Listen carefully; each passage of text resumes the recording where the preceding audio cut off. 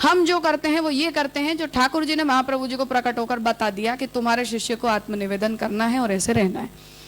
जो आत्मनिवेदन का धर्म भगवान उद्धव जी को बता रहे हैं, हम वो भी नहीं कर रहे हैं। किसी बात को रेफर करना और किसी बात का अथ से इति अनुसरण करना, ये दो अलग अलग। हम भागवत को रेफर करते हैं, अन्य सभी शास्त्रों को भी हम रेफर, पर हम जो अथ से इति A to Z की हमारी जो फॉलोइंग है, वो फॉलोइंग वो है जो ठाकुर जी ने महाप्रभु जी को प्रकट होकर करने के लिए कहा था कि ऐसे करना है। क्योंकि कोई व्यक्ति साक्षात भगवद आज्ञा के बलबूते पर अपने घर में भागवत में निरूपित जितनी भी प्रभु की लीला चरित्र हैं, उससे कोई स्वतंत्र बात अगर हम अपने घर के अंदर कर रहे हैं तो फिर वो विहित में आएगा, अविहित में आएगा, निषिद्ध में आएगा या स्वतंत्र में जाएगा। जैसे हमने अपने ठाकुर जी को मुकुट काछनी धरा दिए, हमने अपने ठाकुर जी को सूथन धरा दिया, स्वतंत्र आया कि नहीं आया? वो सूथन धराने के लिए कौन सी भागवत में कहाँ लिखा है कि कृष्ण कभी सूथन धराते हैं?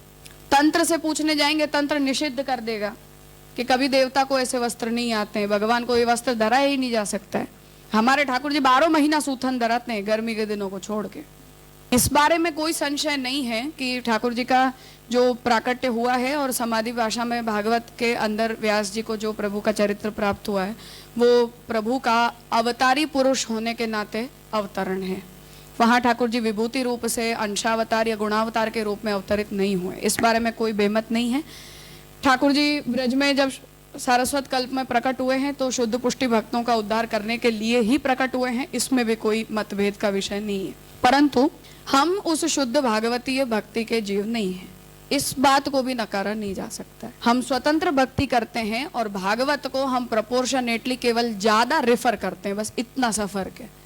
हमारी साधना प्रणाली में 70% हम भागवत को रेफर करते हैं, उसमें उसके अतिरिक्त के पक्ष में हम तंत्र को रेफर करते हैं, अतिरिक्त के पक्ष में अपनी स्वानुभूति को भी रेफर करते हैं, और हमारे संप्रदाय के भक्तों को और आचार्यों को जो स्वतंत्र अनुभूतियां हुई हैं उन्हें भी हम रेफर करते हैं, और उन सबको मिलाकर हम सेवा करते हैं।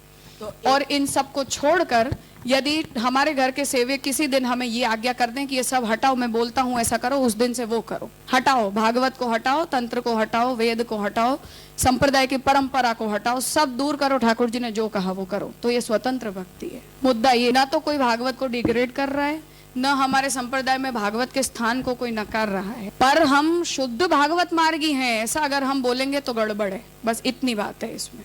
हमारा और भगवान का संबंध स्वामी और सेवक का संबंध है, नॉट 1% के इसमें मिश्रण का कोई सवाल नहीं है। अब ठाकुर जी से ये सवाल है कि आपको क्या अच्छा लगता है, तो जब ठाकुर जी ये कहते हैं कि हाँ तुम मेरे साथ ऐसे रहो तो मुझे अच्छा लगता है, तो हम वो ठाकुर जी के लिए ला देते हैं।